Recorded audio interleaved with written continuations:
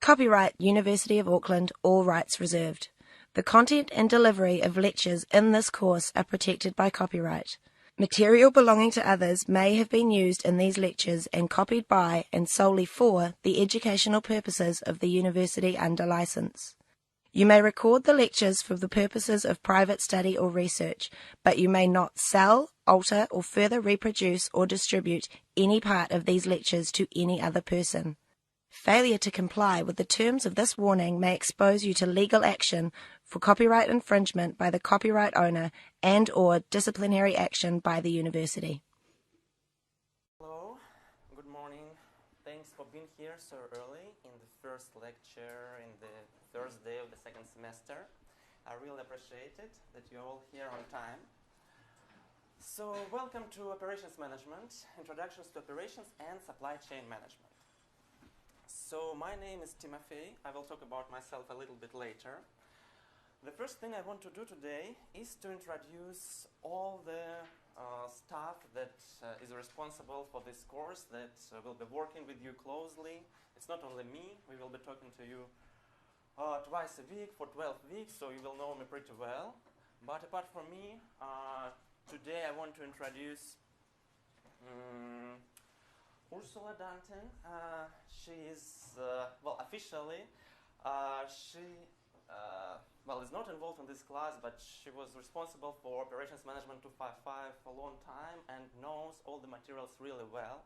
So if you have any questions with respect to the lab sessions that we are going to have, so the sessions in the computer labs, so Ursula will be ready to help you with that. Later on I will give her floor to talk a little bit more about the course options that you may have during this semester or later on in your life. But your main responsibility for this term will be working with difficult lab questions.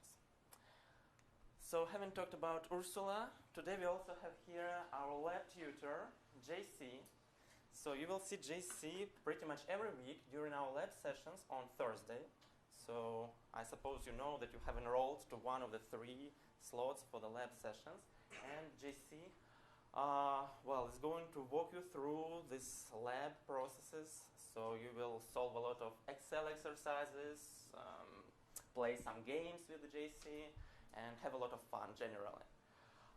So I think now I will let JC introduce himself. Just say a couple of words about yourself. Okay. Hey guys, good morning. I'm JC Xavier. I'm your tutor for this semester. I took this course about 2 years ago now, semester 3 2014. Like a lot of you guys, I major in operations management, but I also major in marketing and geography. So was the course easy for you? It was challenging. But I used Excel quite a bit at my previous job. I started working in pharmaceuticals since I was 17, so I had a nice little corporate job there for a bit. So working in Excel was.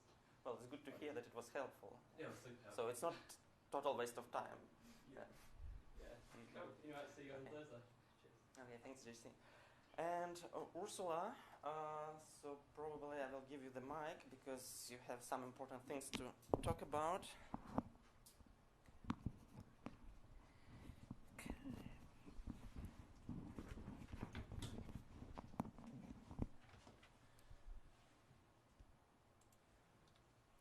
Thank you. Okay, I'm wearing a number of hats in our department, and one Timofey already introduced me with.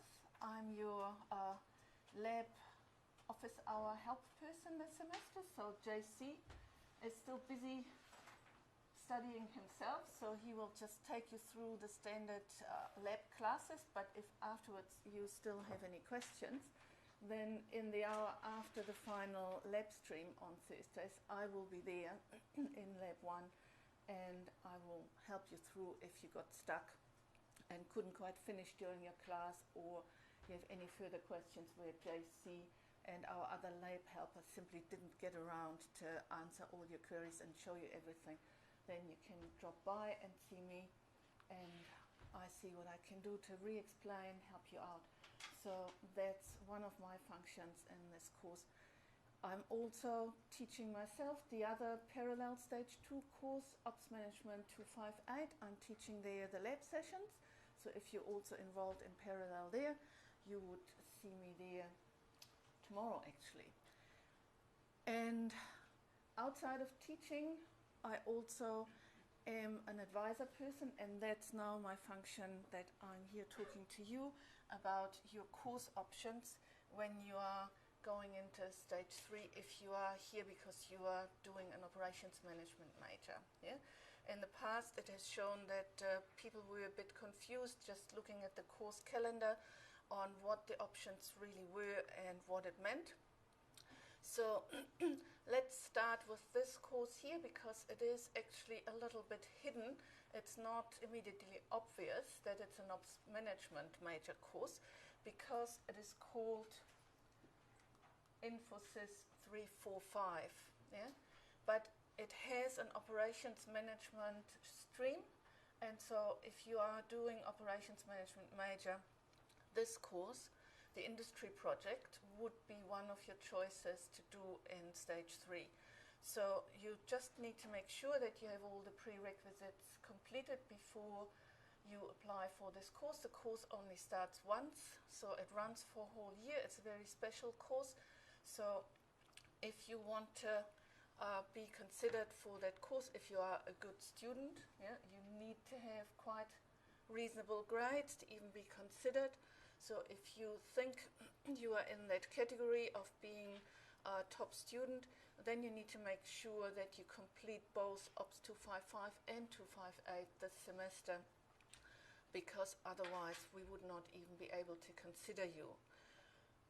If you want to know more, then later on in the semester, the current projects have their final exhibition towards the end of the semester. So there, I would strongly recommend you to go and have a look what this year's students have been doing, and you can also talk to them and get some better impression on how that course went for them and what they learned from it, to help you make up your mind really if you want to do it in the end.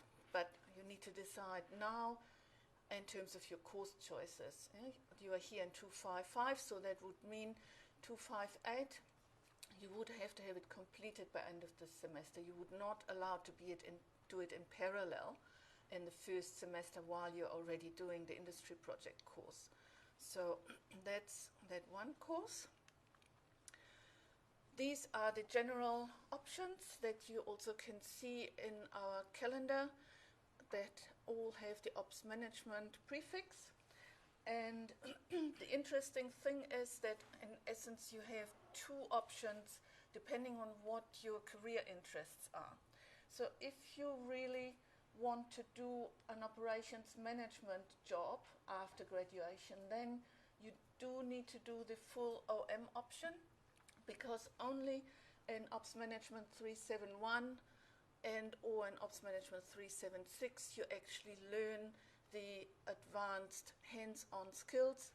After you learned basic Excel with JC this semester, these two courses will prepare you properly for a job, for a career start in operations management.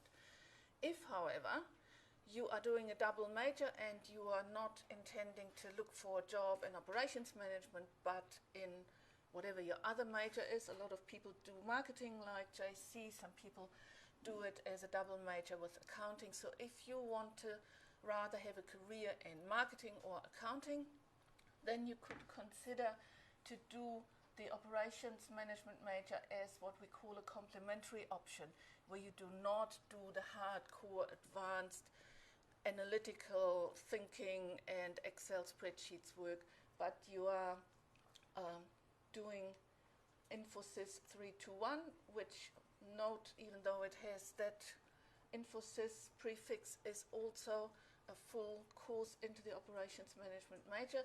It builds onto Ops Management 258 around using IT to support processes, so that may be interesting, and it's not a too hard course. And the other course you could take is the Ops Management 357, which is project management, and that gives you a general a useful thing for any kind of career that you might be doing, and it's also not highly technically challenging. Yeah. So just be aware, we had, before we started telling students about this, we had students that were quite disappointed in the end, that took the complementary option expecting to be competitive in the market for an operations management job, and never got even past the interview stage, never got considered for shortlisting or anything, because the employer said, well, we can't use you. You don't have the necessary entry-level skills for operations management jobs. Yeah? So we just want you to not be disappointed, to make the right choices for yourself. And if you have any further questions about selecting your courses, or want some advice for career, or need a reference person, that's also all part of my job. So you can then contact me, get in touch with me during the semester or during next year, and just make a time and talk to me. And my email address is there, and if you're doing an operations management major, you will sooner or later see me in Ops 258 anyway, so then you will know my email address from there. If not, just contact Timofey and he will put you on to me. Okay, and I think that's it for me. Yes.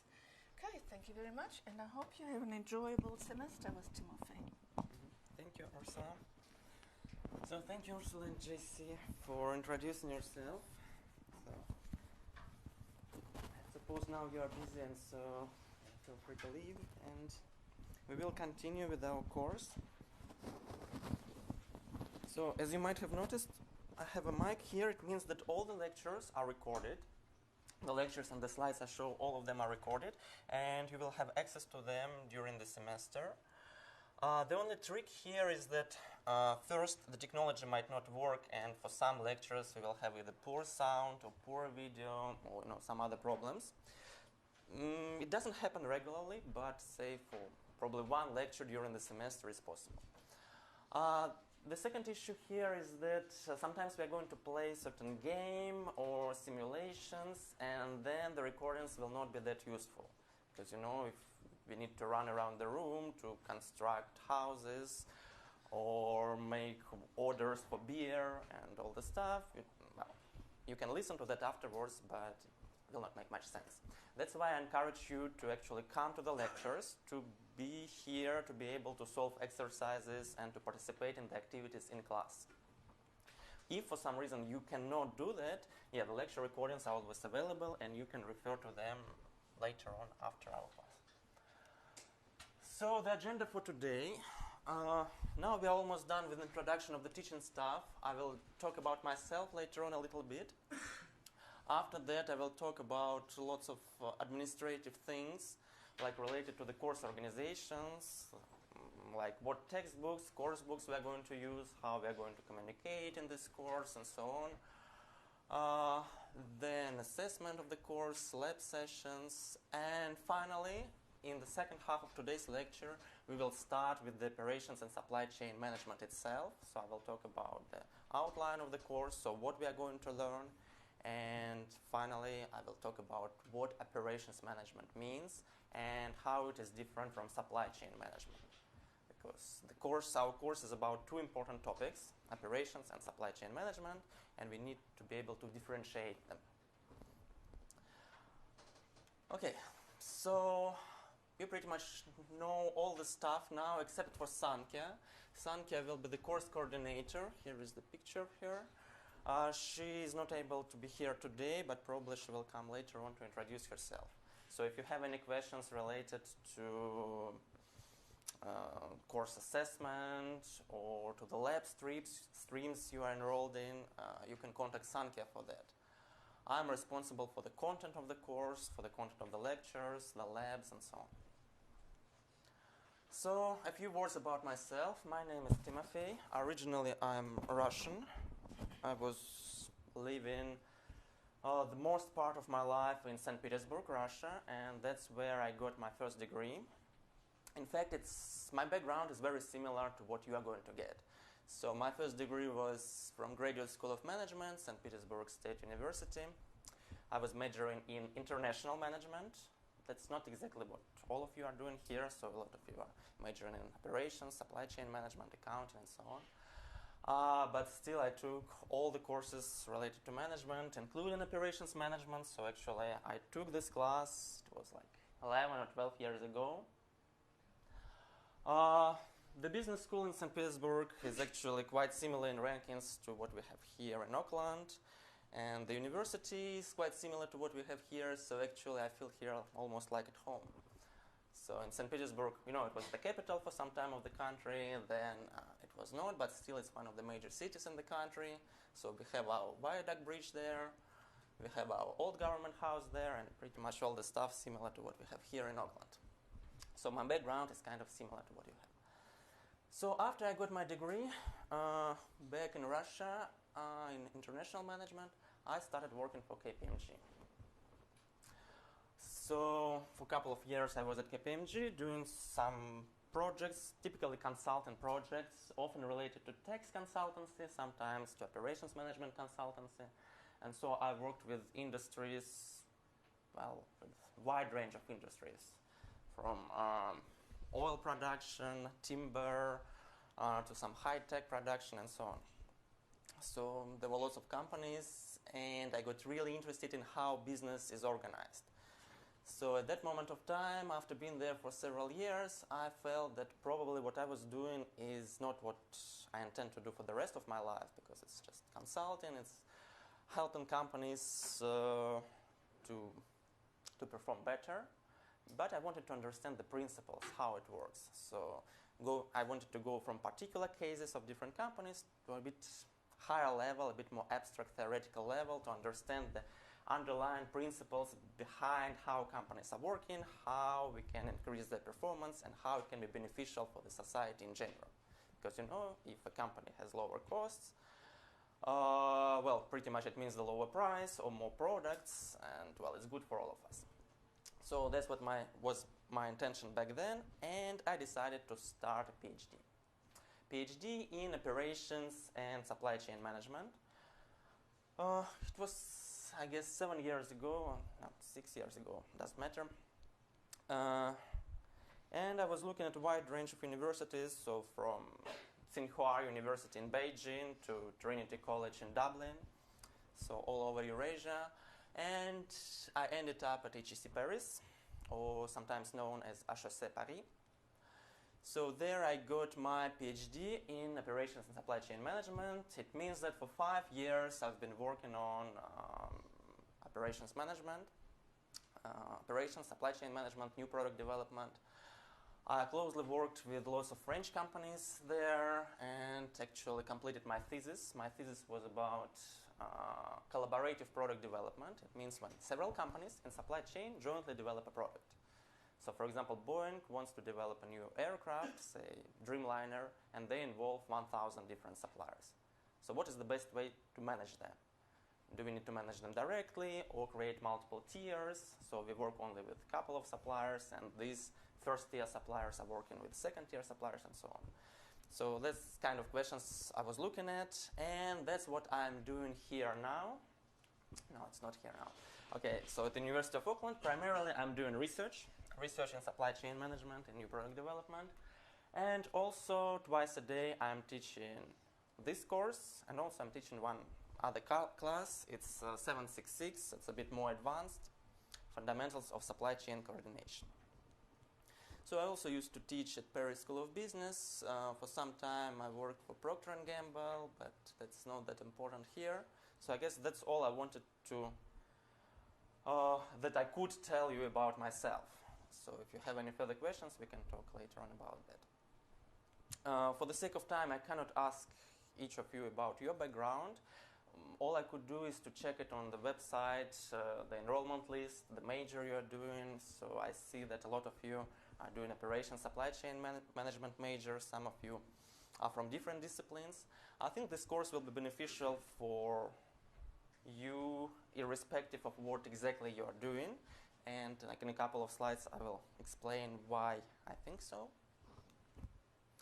So at this moment, I just want to briefly say that in the end of this class, we will need to select 2 class representatives. So class representatives are, well, people who represent the class at the meetings with the administration of the university. Why is it good for you? Well, they serve pizza, free pizza during these meetings. But apart from that, you can voice any concerns that arise here during the class at that meetings. This class needs actually 2 class representatives. That's a mistake here. But the main thing is that it looks great on your CV. So if you're a class representative, you later on can put it on your CV. And when you're applying for a job, it's a definite plus. So the employers will see that you are actively involved in the university life and will hire you with high probability. So, but I will ask you about this in the end of the class. Just think about it. Who wants to be class representatives? I have 2 sign-up sheets here, and in the end of today's lecture, I will ask you to volunteer. So, about learning resources. So, how are we going to learn operations and supply chain management? The best thing you can do is to buy this course book. So it's available at the university bookstore, and I see that some of you have already bought it. It's not expensive, and it contains all the slides we are going to go through during this class. And I will be following the slides pretty closely. So it means that pretty much everything you see here on the screen, you will see in your course book. You can take notes here. There will be some exercises where you can just fill out the gaps. And it's really very handy, and it will help you to pass all the assignments, tests, exams, and so on. But basically, it's just the slides that you see here. If you think it's not necessary and you can just watch the video recordings later on, it's perfectly fine. So it's up to you. I would like also to recommend a textbook.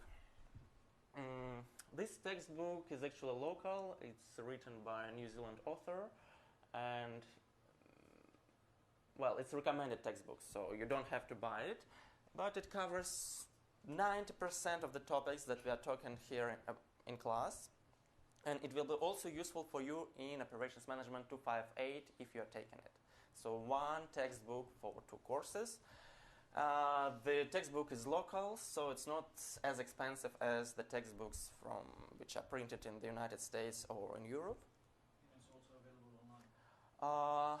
Well, I'm not sure about the online version of that. From Pearson. From Pearson, it should be. I didn't check actually. So I have a hard copy, but yeah, so check. So it's available online, so you can have an e-book. So good. All other materials are going to be on Canvas, so I suppose you should all know how to use Canvas. I know that there are some exchange students who may be new to this technology, but overall it's just the software where you can log in with your password, and then you can see all the materials, and I saw that a lot of you have already explored Canvas in a lot of details. So apart from these lectures that we are going to have here and on Thursday in Clock Tower, we will have labs. So labs means just special small classes and computer labs. It will be like classes of the size of 30 students only, with JC who was here, and he will go with you through different Excel exercises and some business simulations. So if you got any questions, and that's actually quite handy tool here. It's called Slido, or slido.com or slide.do. That's a website that allows you to ask questions actually during the lecture. So I know that some of you are not comfortable with raising your hand and asking a question to me directly, but what you can do instead, you can actually go to this website, slide.do/0255, that's the number of our course. Type your question there and it will appear on my laptop here. So basically I can probably show how it works. So these are our slides, and if you go to this website,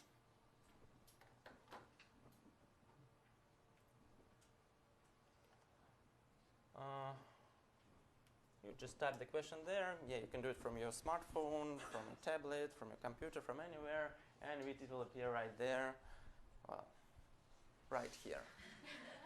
You see, some questions are already here. I'm good, thanks. So generally, how we are going to work with that?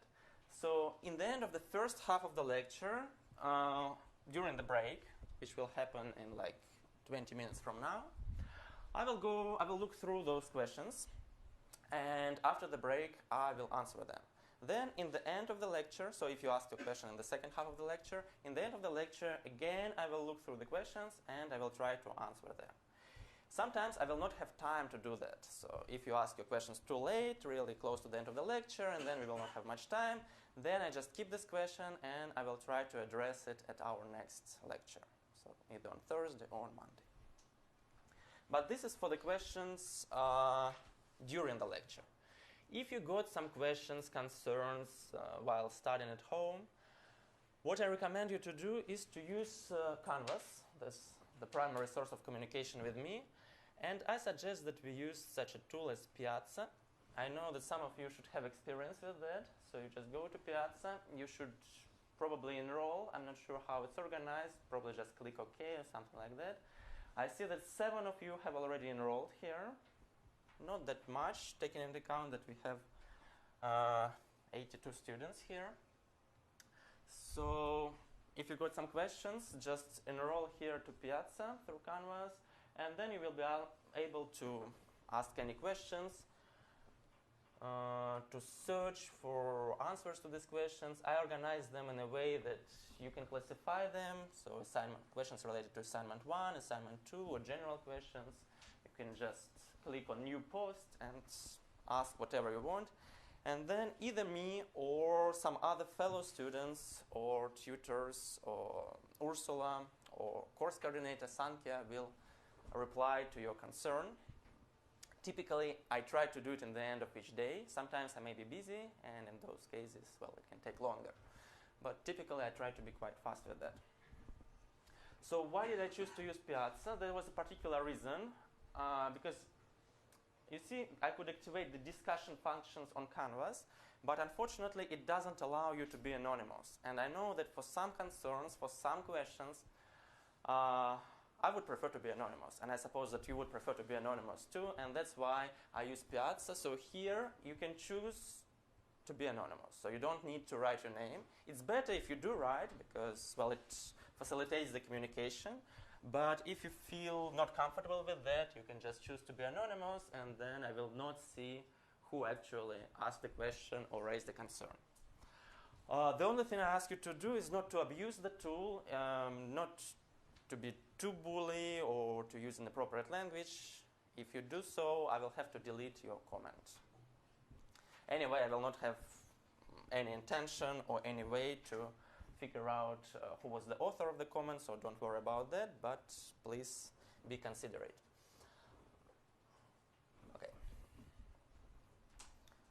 So what else do we have on Canvas? So during the lab sessions, you will need to access modules on Canvas, and then you will see all the labs there, a bit lower here.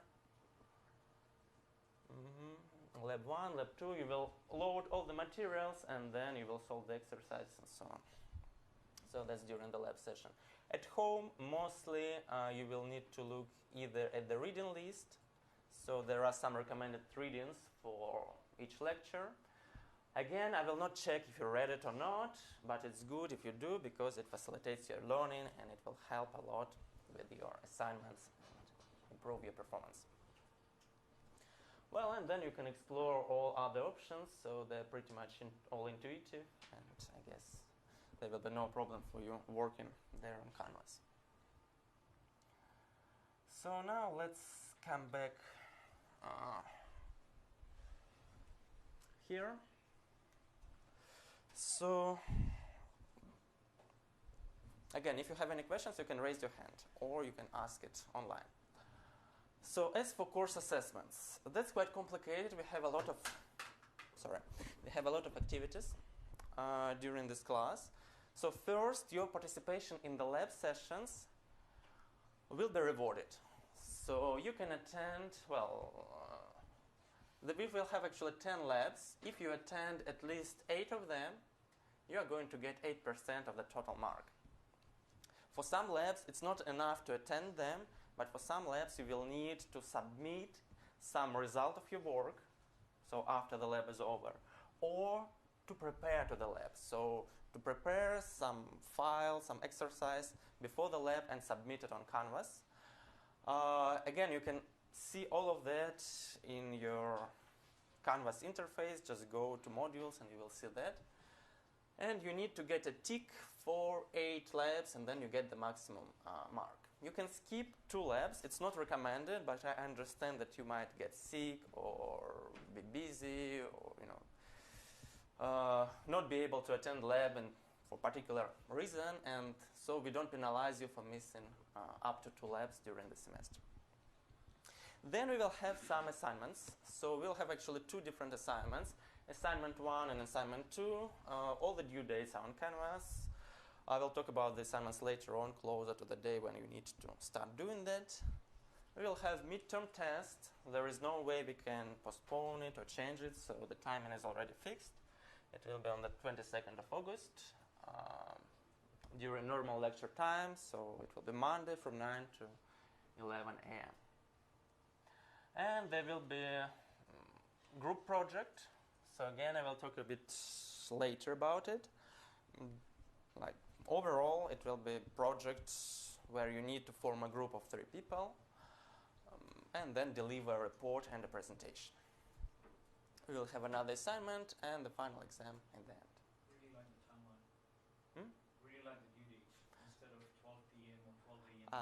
or 8 a.m. 8 a.m. So the key reason why I put here Saturday 8 a.m. everywhere. So it's not that I want you to be awake for the entire night of Friday to Saturday. The reason is that typically I set the deadlines like 11:59 p.m., say Friday evening, right? But what's the reason for me to do that? I'm not going to mark your assignments at night. So actually I put the deadline right before I'm going to start marking them. So if you submit later, well, sorry. So it's by default, I assume that you submitted, say, on Friday evening. If you are busy or you have some internet problems, you can still do it on Saturday morning, but please don't do it after 8 a.m. because I can wake up and I can start marking it, and then if you submit it later, it creates a lot of trouble for me to download it, to put it in the correct place, so it will be not automated, and please don't do that. And to encourage you not to do that, I will use some penalties, I think 10 points or something like that, but yeah, I will announce it later. So as for work expectations, typically a student spends around 10 hours per week on this class. So it's 3 hours of lectures, 1 hour of labs, and 6 hours of working on assignments, reading textbook, course book, listening to video recordings, and all the related stuff. So you can do less, of course. You can do more. It's up to you. This is just kind of the average number that we got from the past observations. Okay, so now about the assignments. The first assignment, actually you will be able to start doing it right after the end of today's lecture. So this is mainly qualitative assignments, so the purpose of it is to make you aware of the topics we are going to talk about. So today we'll introduce them, but this assignment will just ask you to think more about each of them. Say there will be a topic of, well, I will talk about topics a bit later on. But it's not that difficult, but it just requires you to sit there and think about it and to write your answers. It's not difficult, but it takes time, that's true. But it's good to do it in the beginning of the semester, because then you have the right mindset for the rest of the semester, so you know all the topics we are going to talk about, and it will be much easier for you. Well, you can say that 8% is not much, because, well, for the assignment just 8%. Why only 8%? Well, one reason is that, well, 8% actually is quite a lot if you think about the final mark. But one reason for that is, Well, that in the past we got a lot of assignments when students actually copied the material from one another, and we had a lot of these issues, so we had actually to reduce the total mark here to ensure that we put more weights to the tests and the exams under the control environment. So that was the main motivation for that. And generally, this assignment, I think the mark of 8% is quite fair. So it doesn't require too much time from your side, and we have 2 assignments overall, so 16% for the assignments. Could be not that bad. So assignment 2, it will be later on in the second half of the semester. It will be quantitative, so mainly Excel work. So solve some exercises in Excel. It will be easy for you when you need to do that. If I show it now to you, yeah, you will be scared most likely because it's really technical. But after we study it in class, it shouldn't be that difficult. So case study. Case study is an interesting exercise, so it will be done in a group of 3 people. And what I will ask you to do is to choose a company. It can be any company, New Zealand company, overseas company. And you will need to choose a company and a particular topic from the ones that we are going to discuss in class, and analyze this topic on the example of a particular company. So to see how the company actually implemented, for example, lean manufacturing, or for some forecasting technique. Yes, then to explain if you think that implementation was successful or not, why you think so. So it should be a report of roughly 10-15 pages, 5-minute presentation, aimed at exploration of one of operations management or supply chain management topics. So it shouldn't be difficult. So yes.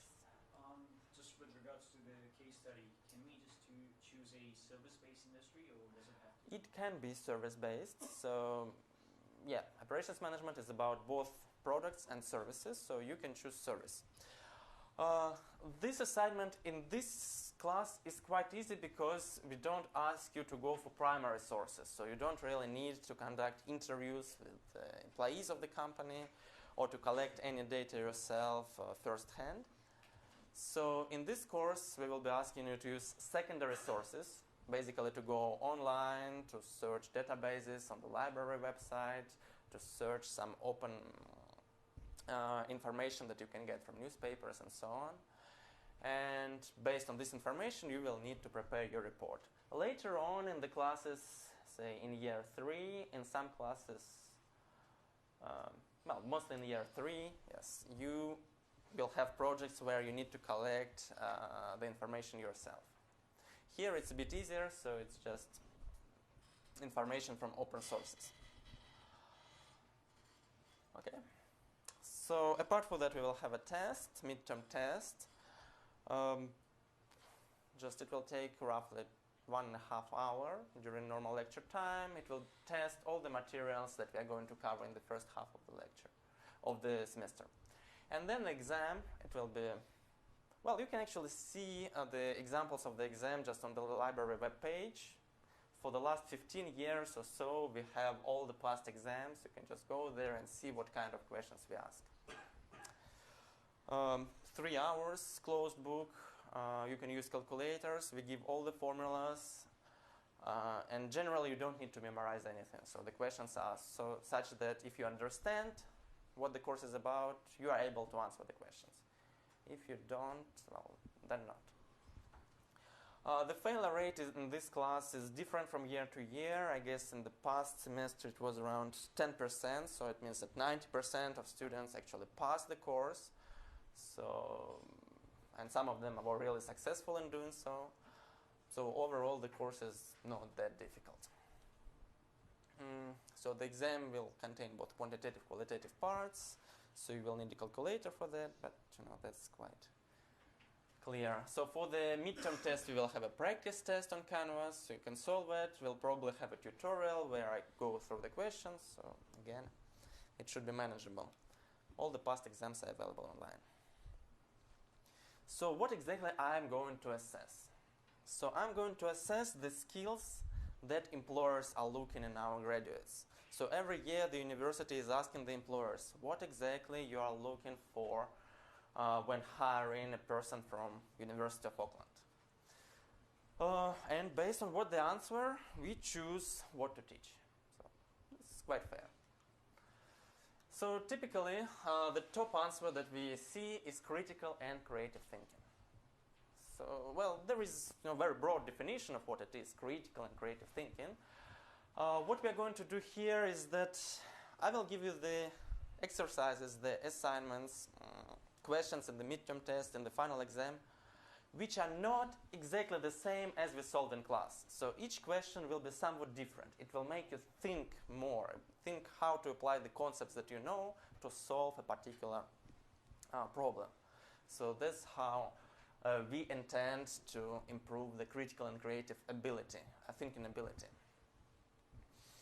Then we are going to simulate some business environments. So we will actually construct houses, we will actually play a beer game, when we will simulate a beer supply chain. And during these games, you will need to be creative and critical to how the existing supply chain is organized. So hopefully it will help with this item here. So the second thing is research and analysis. So you need to be able to research, so to find the information necessary to answer a particular question. To do that, we will have the first assignment. To develop this skill, we will have the first assignment, which is based on some qualitative material. So you will need to search some information and then to answer the questions based on that. Case study report, the same thing. So you will need to search for that information that you need, analyze it, and then prepare the report. Communication skills. So to develop communication skills, we will have a presentation of the report, 5-minute presentation. And then during lab sessions, very often, JC will ask you to present something. So you will know what you are going to present a week before the presentation. So you just need to probably read a short case study or to solve some short exercise and then present the logic how you did that or present the content of a case study. So that's needed to develop your communication skills. And finally, personal development. So, well, here I hope to teach you the right values. And, well, you need to develop all the personal skills you have, not only about your attitude to life, but general ability to think, your mathematical rigor, and so on. To do that, I made the course in such a way that we start from some easy things, and then gradually we are going to more and more difficult concepts, which hopefully will result in the development of all of us. Okay, so that's what I'm going to develop, to try to develop in me, in you, and to try to assess. Well, as for lab sessions, so that's what you're going to have with the JC, and there will be actually not only JC but several other tutors which are going to help JC conducting the sessions. They will be held on Thursday, so you need to check in which exact lab stream you enrolled, because there are 3 of them. So you should attend your own lab session, because the number of seats are limited. Sometimes we can have a situation that students want to swap lab streams. That's possible. If you want to do that, you need to contact the course coordinator, who is Sanke. But the general rule is that you need to go to your own lab stream. If you go to different lab session, then it's very likely there will be no seat for you available. And unfortunately, you will have to miss the lab in this case. Well, and the general advice is don't skip the preparation work. For most of the labs, of course not for the first one, but for most of the labs, we will have some preparation work that you need to submit on Canvas before the lab. So the lab is on Thursday. It means that by the end of Wednesday, you need to submit some short exercise. It's not very difficult, so typically you would spend probably 30 minutes, sometimes 1 hour to prepare that, sometimes even less. Sometimes you don't have to do anything. Okay. So the general approach of this course will be active learning, because what we discovered, no, it's not what we discovered, it's what the other researchers discovered, and we found this research. So that actually a person learns around 10% of what we read, 20% of what we hear. So just by attending the lecture, you learn only 20% of the materials, and that's not much I can do here. I can repeat things over and over again, but it's very hard to go beyond this 20%. But people learn 70% of what they say themselves. That's why we have all these presentations and this kind of activities. And people remember 90% of what they actually do. And for this reason, we have business games when you have to be part of a supply chain or operations management process. And actually, well, for these reasons, we have the assignments. So 2 assignments, midterm test, final exam. Because when you do something, when you solve a particular problem yourself, you remember 90% of the materials of all the related information. So that's really a lot, and that's what we try to encourage. The side effect of this approach that we actually try to make you do things is that sometimes I will ask you to do something before we learn it. So we didn't, for example, we will not learn the supply chain management until week 10, but in week 9 I will ask you to make decisions in the supply chain. So you don't know how it works, but I will ask you to do it right away. It will not be comfortable because you don't know how to do that. But in the end, it's for your own benefit. It will help you learn better in this way. So that's not very standard approach, actually. And for a long time, the universities were not doing these things. So they were doing the opposite. So first there were lectures, they were explaining everything, and then there was some practice. But this way it didn't really work well. And the recent research shows that we need to invert the things. So first you do something that you don't know much about, and then I explain how it should be done. So it's not always comfortable, but it's more useful. So please do the assignments, and this can be frustrating. That's what I said. Another thing is academic integrity, and no need to read it. You can read it later on, and actually in all the lecture recordings, it will be the first slide always. It's not me who put it, it's put there automatically. The main idea here is please do not cheat. So we encourage you to collaborate. So when you have an assignment, we encourage you to meet in groups and to discuss how to solve this assignment. But then when you write the answer, don't just copy-paste from each other. I think you understand the reason, because this way you don't learn much. As you saw in the previous slide, if you just say hear or discuss, you learn much less than if you do it yourself. So after you discuss it with your colleagues, with your friends, then just write the answer yourself. Do not copy-paste it. First of all, we have Turnitin. It will detect it automatically if you do so, and we will have to invalidate your submission, and there will be some other consequences.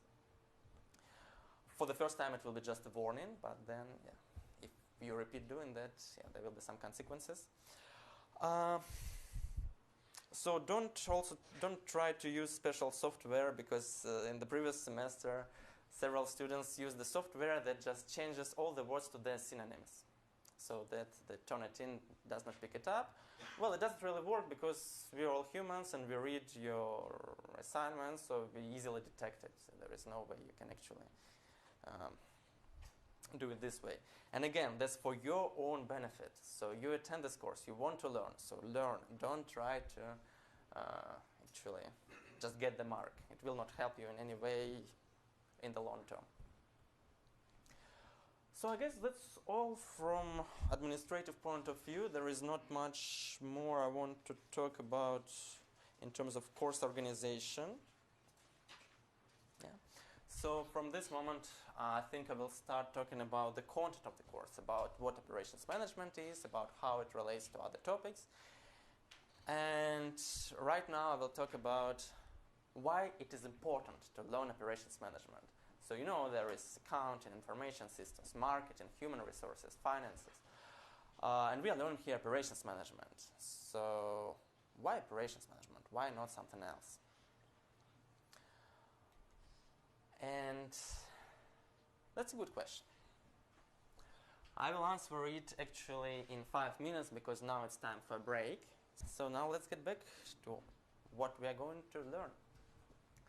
So as for the questions you asked, there is nothing abusive, so I guess I can show that. Let's see. So the popular question is, we have lecture recording, right? Yes, that's right. I will upload them, well, as soon as I get them. So I will get them probably in the end of today. Then I will need to edit them a little bit, so to cut the break, to cut the beginning, the ending, maybe something else. And then probably tomorrow you will get the lecture. Most of the lectures will be uploaded on aucklandinsights.com, but you can access it through Canvas anyway. So you go to Canvas, click on the link, and you will get it. So I guess that's all what we have for now. So operations management. So operations management is just one of the functions of any company. So it's impossible to think about a company which doesn't have operations management. And especially in the era when more and more stuff is done online, so when the companies may not have physical stores, well, in this era, operations and supply chain management especially is becoming the crucial thing. So there is no company that doesn't need to supply or to sell their products. So supply chains are inherent characteristics of any company. Operations management is again the same thing. We will see what operations means, but it means just the transformation process. So there are some inputs, something done with those inputs, and then there are some outputs. We will talk about it in a moment. So, but generally, what is operation? So, for example, I get students who don't know what operations management is. So that's the input. Then I explain what operations management is. That's the transformation process. And then I get as the output the students who know the meaning of operations management. So that's operation. Operation is transformation of input into output. As you see, it should not be physical transformation. So I could make a paper plane from this class representative sign-up sheet. It would be physical transformation.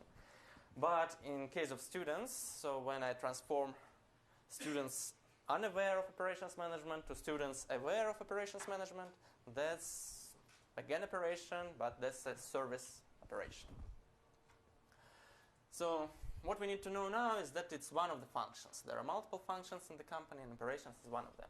Let's see how important it is. So operations is about transformation. So it's about some typically physical transformation or some service operation as well.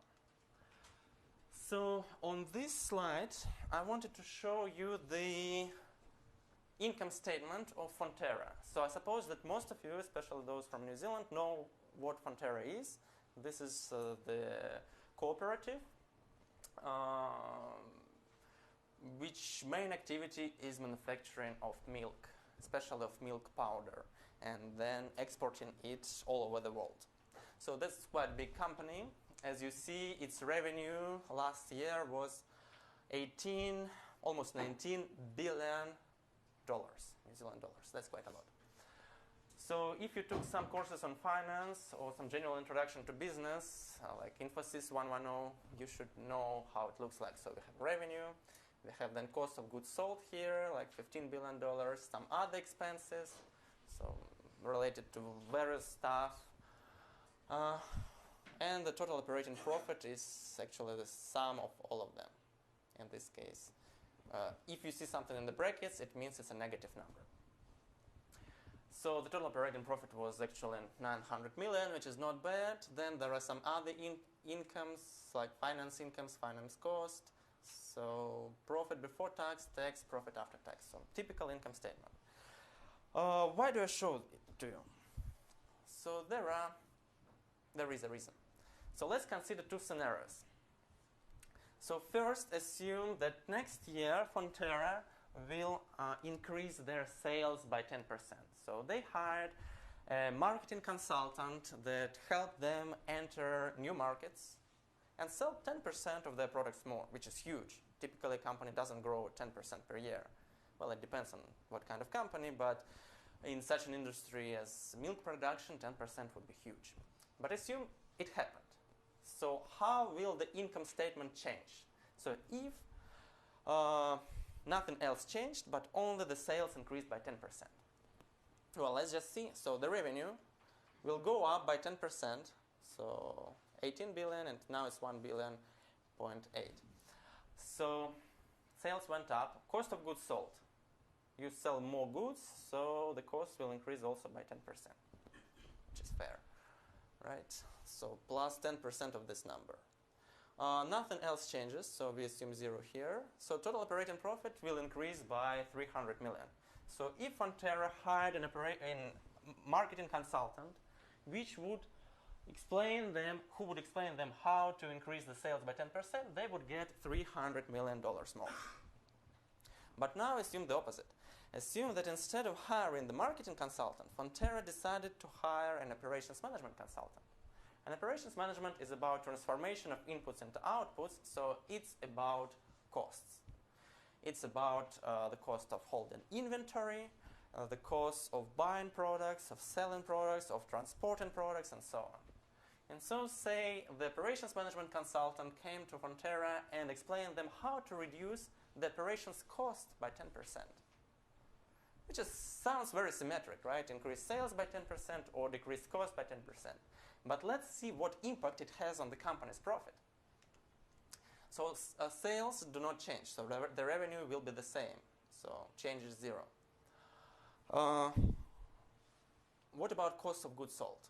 So we are decreasing them by 10% because either we implement the optimal inventory management policy or we restructure the supply chain or do both, which results in the decrease of costs. So the cost will decrease by 10%. They will decrease by 10% of the original number. Nothing else changes, so 0 here. And so the total change in operating profit is plus $1.5 billion. That's why operations management consultants are so much more expensive than anyone else. So if you decide to be a consultant in operations management, you will actually earn lots of money because if you change costs, it directly affects the profit. If you change sales, well, it changes the profit, but very indirectly because it has direct relation to cost, and so the overall benefit is much lower. The purpose of this example here is to show how important is operations management. That any change in operations management cost is really crucial to company's operation. And there are lots of ways how we can decrease those costs. I guess around 10 years ago, I was working for Procter & Gamble. It was back in time when I was still a university student. And they hired me for one of their projects. It was related to inventory management. And I was surprised that actually their inventory management policy was not optimal. So in such a large company, international company, with more than 100 years of history, they didn't really know how to implement inventory management properly. And by just changing the timing of the orders, like the timing when they place their orders to the suppliers, and the quantity that they order from their suppliers, we could decrease the cost by 2% right away. But for the company that has dozens of billions of $1 million of profit, of revenue, so decreasing the cost by 2% is a lot. It's millions of dollars. And we could do it just overnight by just looking at the spreadsheet with the information about the inventory policy. And before that, I have already taken the course in operations management, so I knew what the optimal inventory management policy looks like. And then I could tell them, hey, you're doing not optimally, so that's how you can do that. And then they got more money. So it was super easy.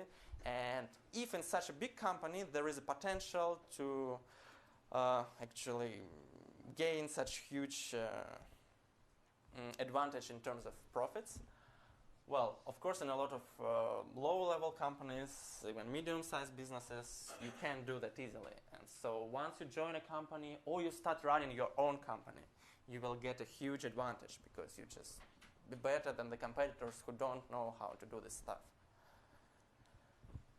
Okay, that's about the importance of operations management.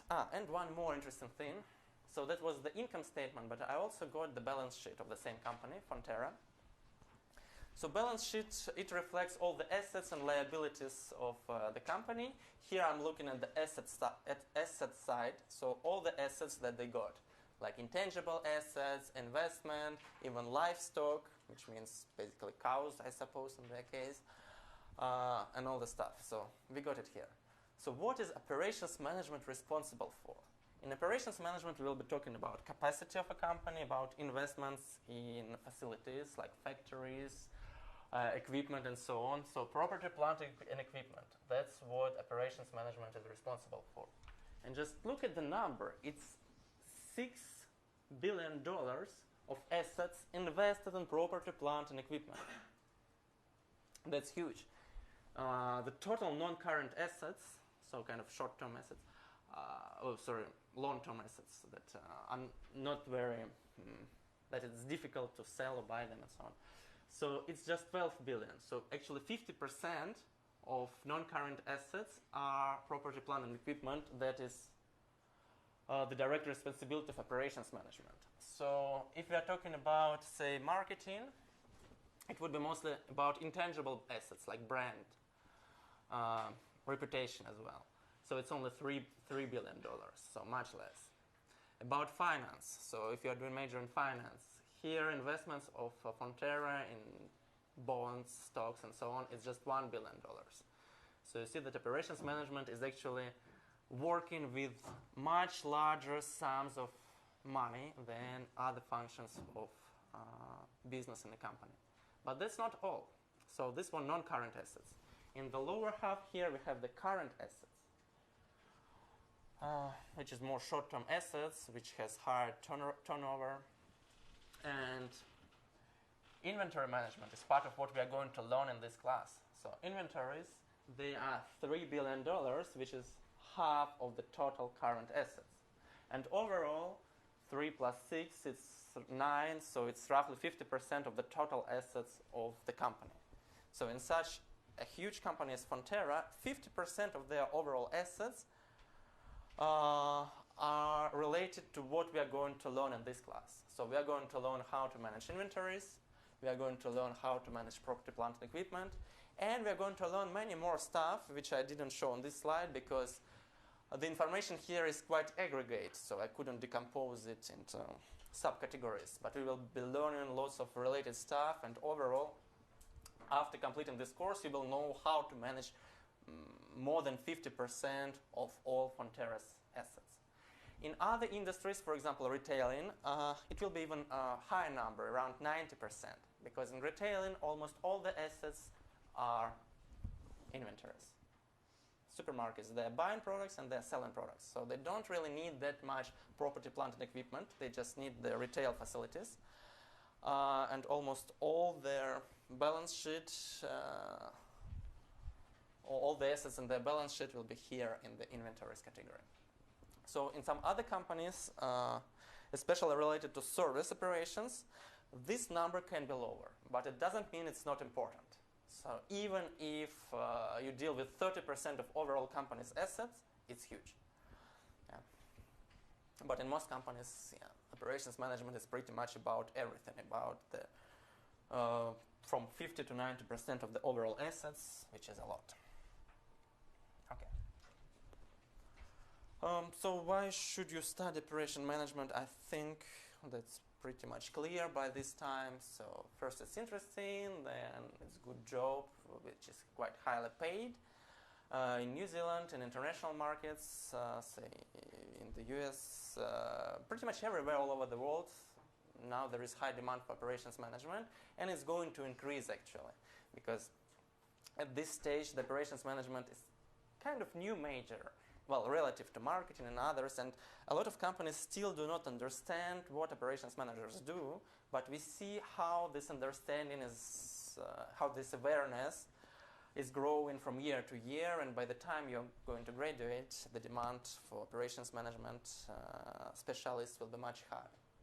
When I'm talking about operations management, I'm also talking about supply chain management. That's two very related disciplines. We will see how they're related in a moment. But just for short, sometimes I will not talk about operations and supply chain management. I will call it just operations management. But I'm referring to both disciplines. So starting your own business, well, which is quite clear, it's a company, but also you can pursue an academic career if you want. For example, after having some experience in business, I decided to go to a more theoretical level because I was really interested in some general principles in how operations management works and how business world works, and I wanted to contribute with some new theories, with some new approaches, and to facilitate the business environment all over the world, which I'm still in progress of doing that. It's not that I did much by this moment of time, but my research is ongoing, and hopefully I can deliver some of its results here during this class, during these lectures. Well, as for your career opportunities, this is a slide just about the typical positions that operations and supply chain managers get in business. You see that like wide range, like from planner, analysts to managers, material managers, inventory management managers, or project managers. Wide range of industries. So we have students who work in banks, airlines. Well, pretty much here you see all the statistics that we got. So you can work pretty much anywhere. I cannot think about a company which would not need an operations or supply chain manager. So actually I can put just everything here. Probably later on in this class I will invite some students who took this class several years ago and now are working somewhere. So you saw JC already, but JC is still a student himself. But we have lots of students who are actually working now, and they will be able to share their experiences with you. As for career prospects, here you can see the general plan, how it works. So you start as an entry-level position. I mean, if you don't start your own business, but you just get hired at a job. So some entry-level positions, then you go to managers, global managers, and finally CEO and COO. A very interesting piece of statistics is here. 3/4 of Fortune 100 CEOs come from operations. So Fortune 100 is the ranking, basically, of which contains 100 largest companies in the world. Well, you can get access to it online. That's probably the major ranking that you can find. Almost all people in business world refer to that. And if you look at the 100 largest companies in the world, you will see that in 75% of them, so it means in 75 out of 100, their CEOs started here as the entry-level position in operations management. So basically it means that if you want to rule a company, to govern a company at one moment of your life, you will get much more chances to do so if you start from operations management. Although it's not a rule, of course, and still 25% of the leaders of the global company, they worked as like in marketing, in finance, in accounting, and so on. So we also did some search about what employers in New Zealand, at what skills employers in New Zealand are looking at. And if you just ask every employer, so you will end up that if they want to hire an operations manager, they looked at the skills of operations management, which is kind of weird. It's not really clear what they meant. Probably a lot of companies didn't really know what operations management is, and so they said that when looking for operations manager, we expecting him to be good at operations management. Okay. Then Microsoft Office. Well, typically the companies refer to Excel, to Microsoft Excel, because a lot of companies are using this software for a lot of applications, like making forecasts, planning their capacity, production, and so on. Some companies are switching to more sophisticated software like SAP or some other stuff, but the basic principles are still the same. So what we are going to learn in this class, it's basically all about spreadsheet software, so how to solve different problems in programs similar to Microsoft Word or Excel, but you will be able to use pretty much any software later on in your life after you learn these skills. So why I'm talking about Microsoft Excel? Well, because 99% of the companies, well, it's not the statistics, I don't know exactly, but all the companies with which I worked, they use Microsoft Excel. So I suppose that's the majority. That's why we are learning Microsoft Excel.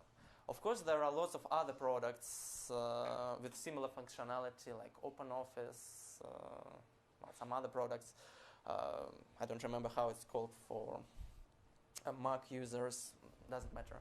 But still, the main principles are the same, so we are learning it on the example of Microsoft Excel, because that's the most popular software.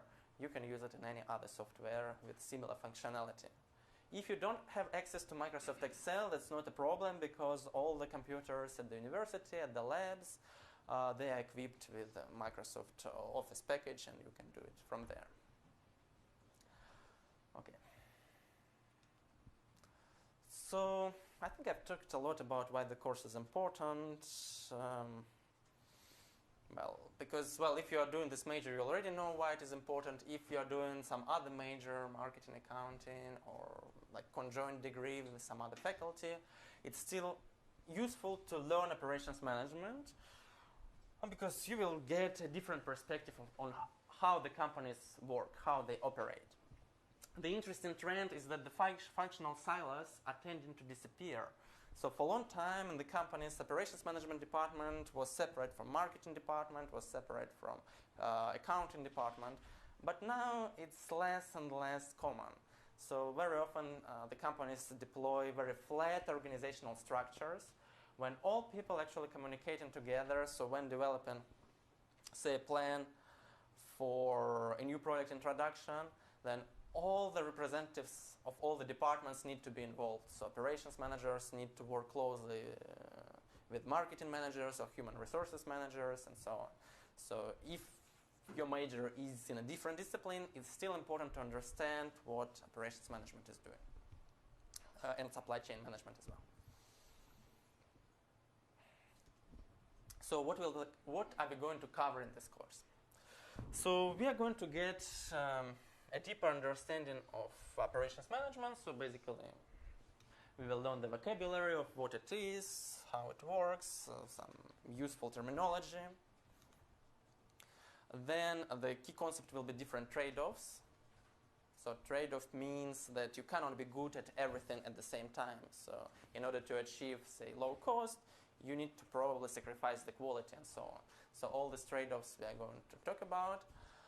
And what's more important is that we are going to learn specific tools, how to manage operations management. So there will be different topics. We will have 9 different topics, from forecasting to supply chain coordination. And for each of them, we will learn some specific mechanisms how to make optimal decisions. So what you are going to achieve in the end. So assume now week 12 is over, or you pass the exam. So what will you have at that moment of time? So in the end of this course, you should be able to actually explain why operations management is important. Then you will be able to identify the problems related to operations supply chain management. So you just come to a particular company as a marketing manager, operations manager, doesn't matter. You look at how it operates, and you should be able to identify that the problem areas, that there are some opportunities that actually you can improve, at which you can improve the performance of the company. So you should be able to spot those areas and to know how to improve the performance of a company in a particular areas of their business. So to do that, you should be able to link some theoretical concepts that we learn here in the lectures with some practical skills, which are going to get both in the lectures and in the labs. And finally, of course, you should be able to construct some models to have some technical knowledge how to solve the problem. So not only say that there is a problem and we should solve it, but you should be able to solve it yourself. Even if in the business world, in real situation, you might delegate it to somewhere, but in this class we are learning actually how to solve particular problems. So we will be actually finding the optimal, say, planning schedules when you have, say, manufacturing facilities in several cities and distribution centers in the other cities. So what is the optimal way to deliver products from manufacturing facilities to distribution centers? So that sounds like a low-level job, but actually there is a lot of science behind it.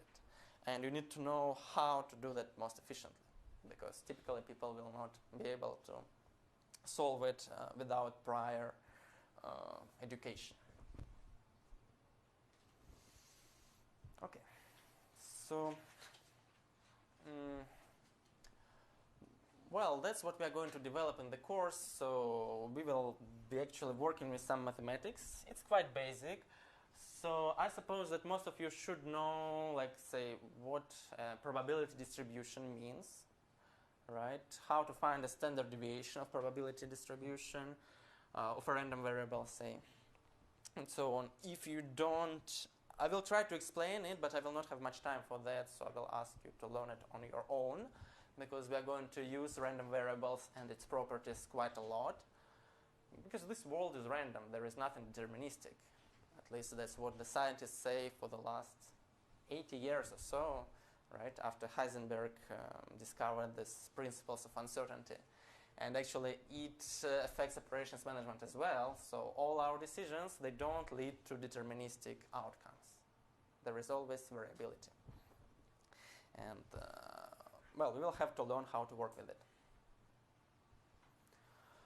So we have already talked briefly about the fact that our course is not only about manufacturing.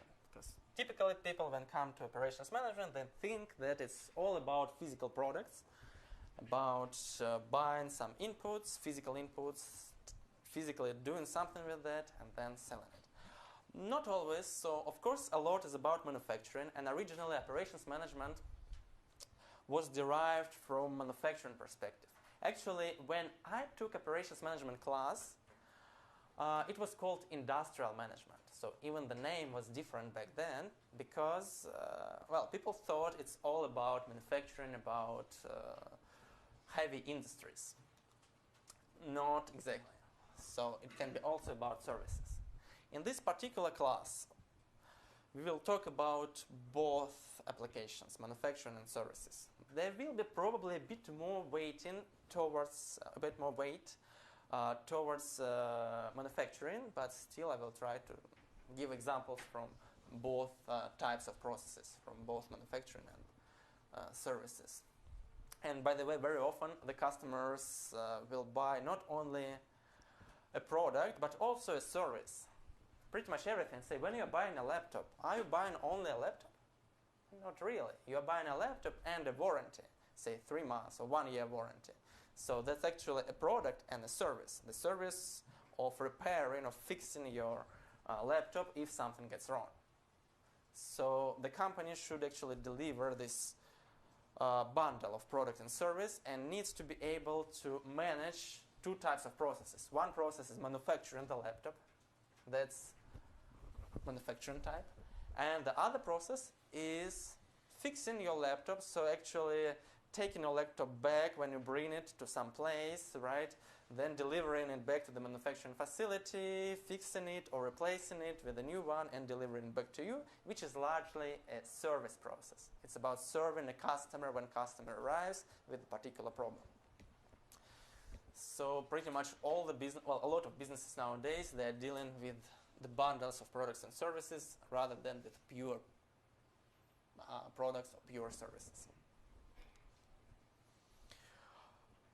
Well, there is some basic information. I think it's common sense. So I will not ask about it in the exam or anywhere. It's just common sense about the difference between services and products. So if you talk about intangibility, that services are typically intangible, right? It's something that you do, but you cannot touch it. Tangibility means that you can touch it. And products, well, you can physically touch them, they physically exist, so that's the difference. Yeah. Well, then there are differences in how customers participate in the creation of service or product, so directly in service and indirectly in product. Perishability, services cannot be stored typically, so you cannot make haircuts in advance. You can make haircut only when a customer arrives to a barber shop or to a hairdresser salon. With products, typically they can be stored. Not always. For example, if you are making milk, fresh milk, well, what's the lifespan? Like 1 week or so, right? After then it will perish. So sometimes products are also perishable, but for some time it's possible to store them. Services created and consumed simultaneously, products not. Heterogeneity, which means that all services are different from each other. So each haircut will be different from each previous haircut, even though the name will be the same, but the exact technique of making it can be a bit different. And products, they will be more homogeneous, so more similar to each other. So if you're producing laptops, each laptop will be pretty much exactly the same as any other laptop with very small variations. Of course, it's impossible to create two identical things, but the differences for most of the cases will be not noticeable. So services and products share a lot in common, of course. So how to measure if a product or a service is sufficiently of high quality? You just check the customer satisfaction, right? So that's the main commonality.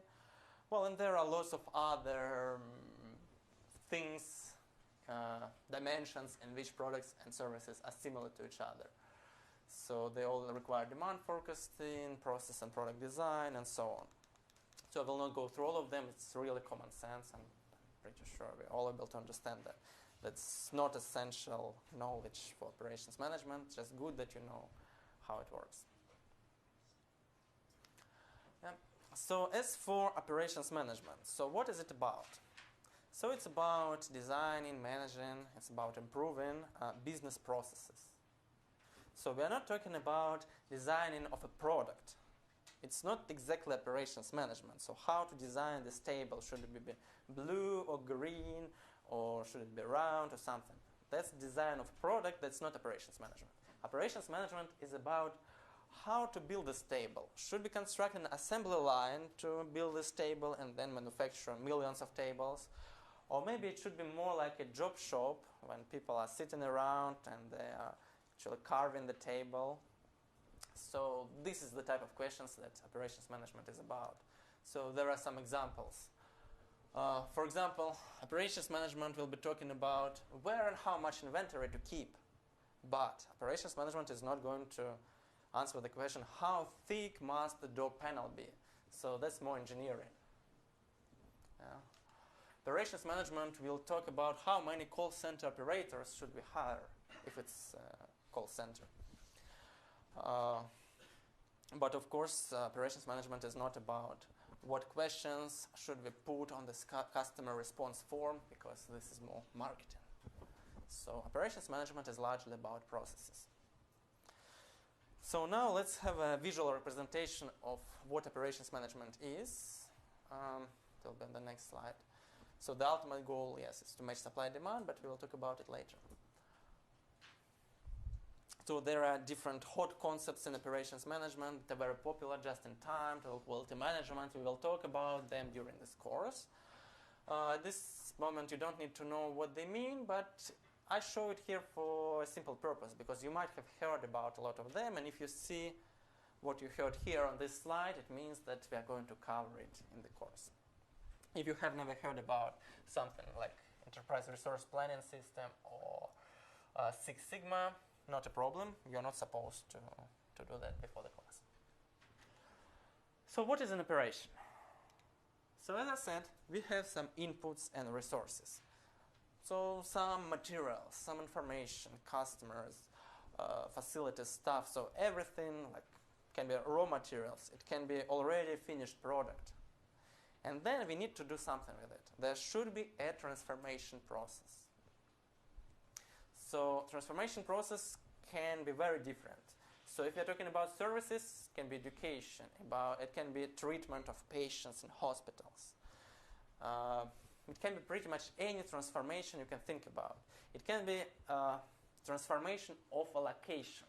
So for example, you buy a product overseas, you bring it here, you don't change anything with the product itself, but you change the location of the product.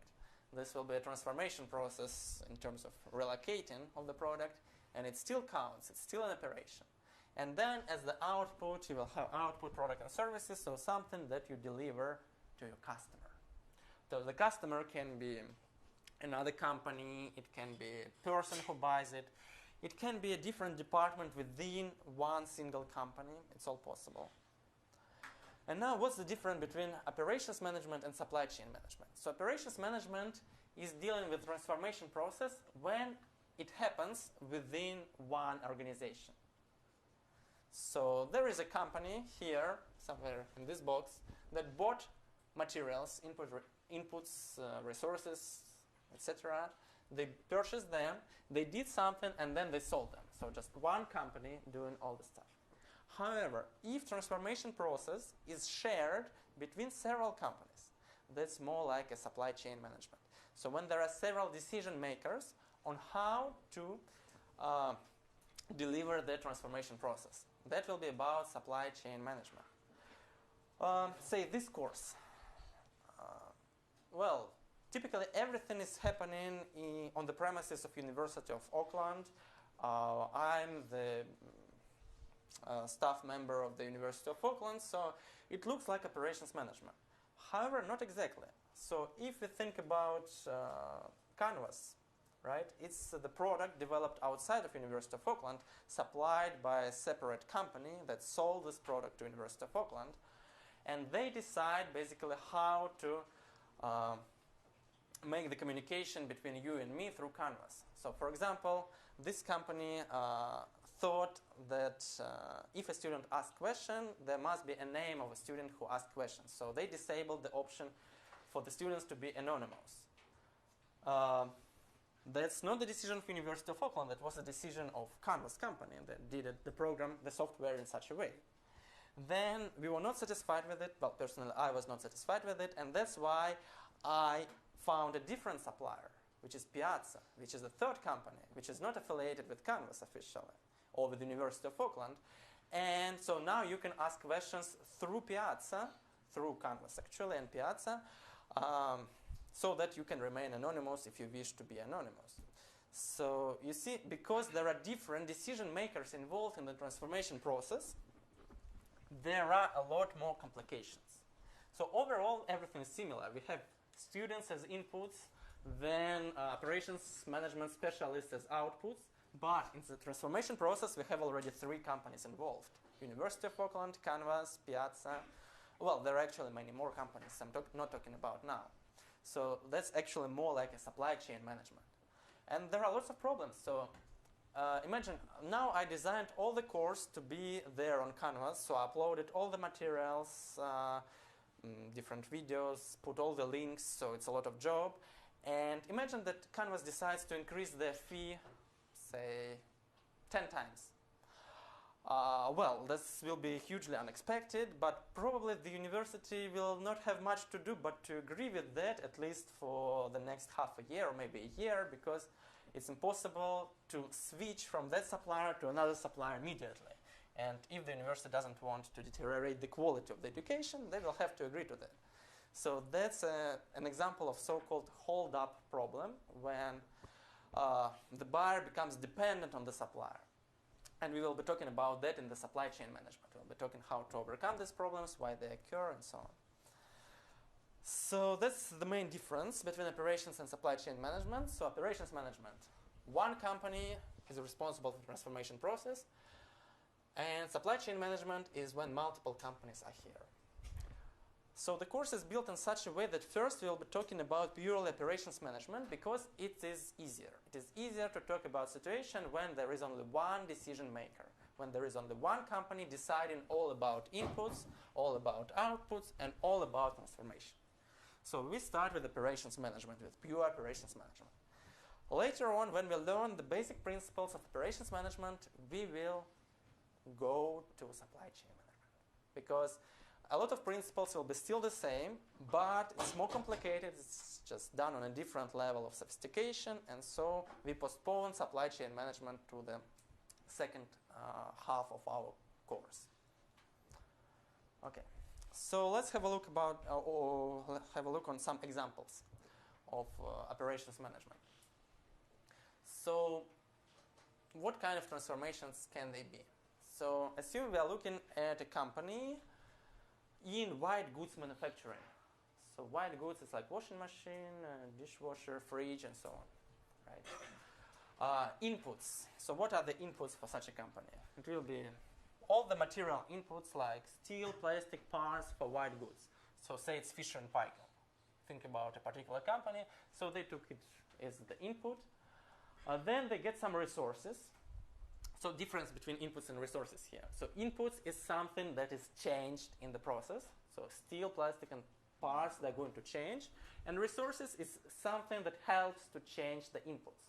So tools, equipment, workers, they are actually remain in physically the same state before and after the transformation process. So transformation process itself is manufacturing of the whiteware. Yeah, and well, this is pretty easy, right? And then the output will be the products. I say here high quality products. It's not exactly the case because no matter how good your process is, defects are possible and some products will be of low quality. That's still an output of the process. It's not a desirable output. And here on the slide I put just a desirable output, just high quality products. But of course, it's not always the case. So one more example. Actually, I will have 3 examples now so that just you see different industries and understand the difference between inputs, resources, and outputs. From methodological perspective, sometimes it can be important because it helps you structure your approach to operations management. So when you get hired by a company and you need to look at a particular process, for example, if you take, say, the course Information Systems 345, Ursula was talking about it, it's a project management course. Typically, you will look about a particular transformation process of a particular company, and the first thing you will need to do is to identify these elements. So say you are working with airline. System is airline. So what are going to be the inputs? So inputs is something that is changed or consumed in the process. So typically the inputs will be fuel, snacks. Also passenger can be an input because you actually change the passenger, you relocate it from point A to point B. So that's the inputs. The resources, all the equipment that the airline has. Transformation process, well, it's just moving the passengers, well, and the equipment actually as well, some of the equipment. So, and the output is the delivery of a passenger to a new destination. Pretty easy, right? And this is a purely service operations, right? There is nothing manufactured by the airline. They just take passengers and transport them. So another example, the third example, it's a newspaper publisher, so a company that prints newspapers. Well, creates newspapers and then probably prints it. So the input here will be the news. So that's something that you get from the real world. Then your journalist somehow transform it, and as the output you will get probably some output like informed readers or some ready news to be read by your readers. So resources here, all the journalists, all the equipment necessary to read or to print your newspaper. So the transformation process will be gathering all the sources, these raw news events, and presenting them on paper. And the output will be your newspaper, and also depending on how you look at it, it can be the informed subscribers. Right, so that's the ultimate output that you want to get. So now let's have a look at several more examples. I don't have the answer on this slide, so it's more like a question to you. So pet food production. What will be the inputs and resources in this case?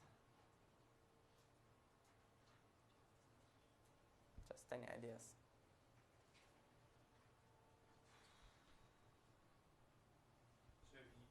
Yeah, sorry. Okay, start with you. Meat and like cans and things like that? Right, meat, they're going to be consumed. Cans, where you put the food, right? So do you have something to add? No, I was just going to pose a question. What would be the ideal way, in your terms, how would you define, how do you differentiate between input and resources? Because right now I'm just kind of like thinking... Yeah, it's very close because you take both inputs and resources and they're both necessary for transformation process. The easy way to differentiate them is that inputs is something that is changed, that is transformed physically. So meat and cans, they're going to be transformed because meat will be probably cut in pieces, cans will be sealed, there will be some label put on it, so they're going to physically change during the process. These are the inputs. And resources, This is everything that helps you transform the inputs. So the workers that actually seal the cans or the machine that seal those cans, this will be the resource. Basically, the chef in this case would be a resource. The chef will be a resource, right? The chef that creates the recipes for this pet food, yeah, it will be a resource, right? Then the output, well, it's clear it's pet food, right? It's cans or some bags with pet food, depending on how you package it. So if we are talking about bar that serves hamburgers, hamburger bar. So what will be the inputs and resources here? The meat patties, the inputs, the burger buns, Right. all the stuff will be the inputs. Inputs. Exactly. So that's one way of looking at it. So if we are talking about food that we are going to serve, these are the inputs like meat, buns, and all the stuff. But we're also delivering a service. So this is a restaurant. So we create some food, but we also serve it to the customers. All right. So we can have a look from a different perspective, because here we're talking about kind of bundle of product and service, which is very close to each other. It's very hard to separate. So in the case of hamburger bar, apart from this physical food, raw food that we have, we will have hungry customers that are coming to our bar. And this is also an input, because we get clients who want to get some food, and this is the input. They physically come into our bar, and we change their state by providing food to them, and so the output will be the satisfied customers, the customers who are full. Customers who are no longer hungry. They're no longer hungry, right? So we change the physical state of a customer. So we have two types of inputs and two types of outputs. As for resources, these are all the facilities. So the bar itself, the bar stools, tables, like everything that is inside. So the equipment, the personnel, right, the chef. The interiors, like how the location is set up to accommodate for the, what do you call it? The layout, yes, it's also, well, the layout itself is not a resource, probably. It's hard to say, actually. I don't even know how to classify it. Yeah, we can say that it's a resource, because if the layout is different, then it can make our process less efficient, right? So, yeah.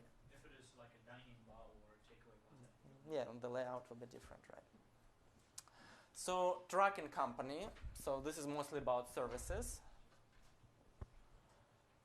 So, say we are transporting furniture, for example. So what will be the input? Furniture to be moved.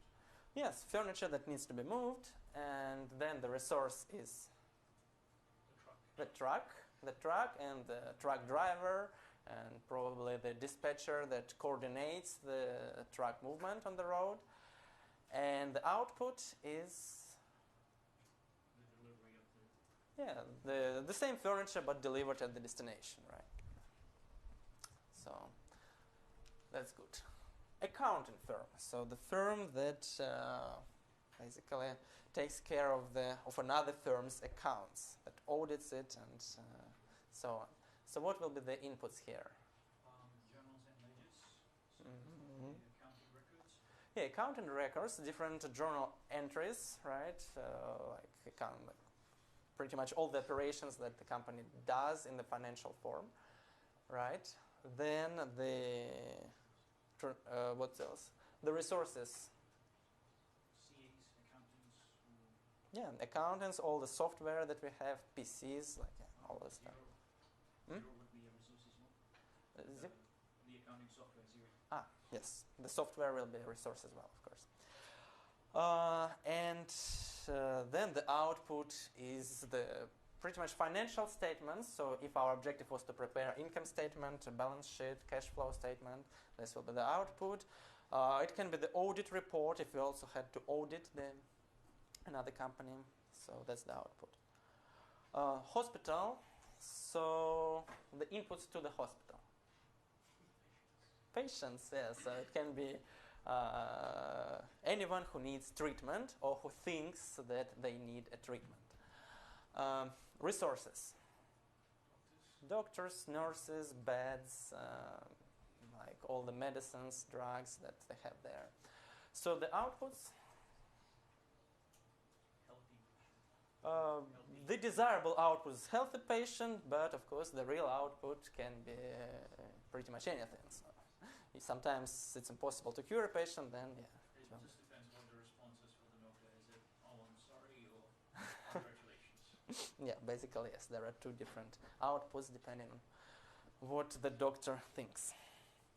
And furniture store, that's a typical retail business. So we don't not manufacturing furniture, but we are buying it.